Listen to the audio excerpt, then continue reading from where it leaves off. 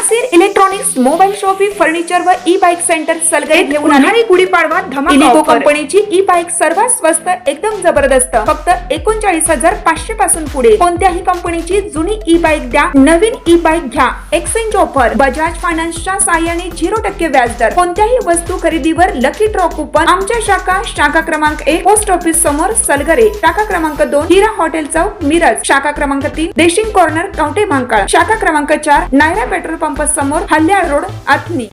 प्रत्येक बातमीतील घटनेच्या वास्तविकतेची तुलना थेट पाहत रहा चांगली अपडेट।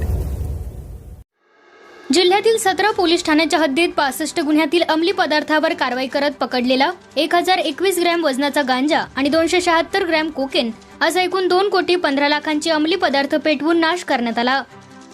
पोलीस अधीक्षक तुषार दोशी यांच्या उपस्थितीत मिरज एमआयडीसी मधील Surya centre treatment facility private limited या कारखान्यात सदरची प्रक्रिया संपन्न झाली।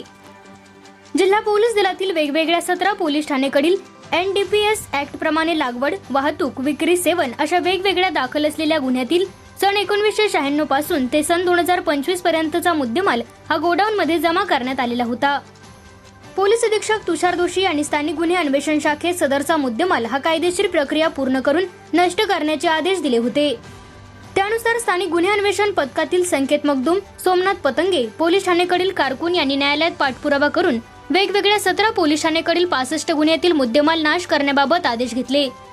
तसेच पोलीस, दहशतवाद विरोधी पथक, CID व विविध केंद्रीय यंत्रणांची अंमली पदार्थ नाशबाबत परवानगी घेतली। शासन निर्णयाप्रमाणे जिल्ह्यात अंमली पदार्थ मुद्देमाल नाश कमिटी पोलीस अधीक्षकांच्या अध्यक्षतेखाली स्थापन केली। सदर कमिटीच्या परवानगीने केंद्रीय अंमली पदार्थ गोडाऊनमध्ये पोलीस ठाण्याकडून जमा करण्यात आलेला गांजा, कोकेन हा मिरज MIDC मधील सूर्या सेंटर ट्रीटमेंट फॅसिलिटी येथे बॉयलरमध्ये जाळून नाश केला। सदर प्रक्रिया 2 शासकीय पंचासमक्ष व कमिटी अध्यक्ष सदस्य यांच्या समक्ष सुरक्षितरित्या कोणत्याही प्रकारचे प्रदूषण व त्यामुळे नागरिकांना कोणत्याही प्रकारचा त्रास होणार नाही याबाबत दक्षता घेऊन करण्यात आली।